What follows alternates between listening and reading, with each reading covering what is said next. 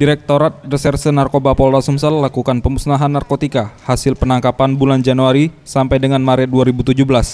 Pemusnahan ini digelar di halaman Mapolda Sumatera Selatan, Kamis 16 Maret 2017.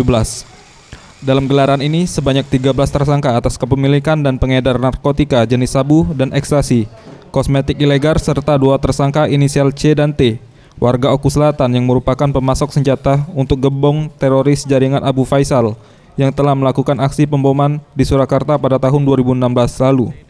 Dengan barang bukti 2 unit senpi rakitan serta 25 amunisi.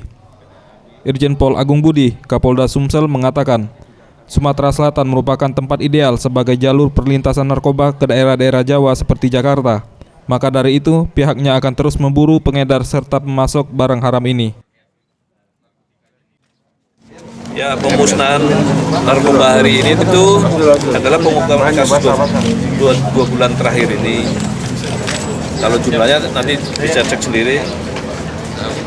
Artinya begini, bahwa Sumsel ini selain untuk sebagai untuk pemasaran, tapi juga untuk sebagai jalur lintasan yang menuju ke Jakarta. Minggu kemarin kan rekan-rekan lihat di Oki dapat 70 kilo.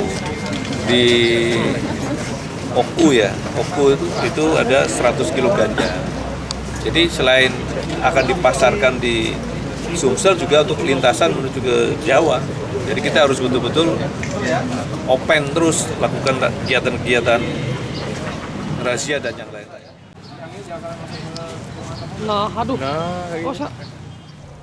Septian Rizky, Sriwijaya TV.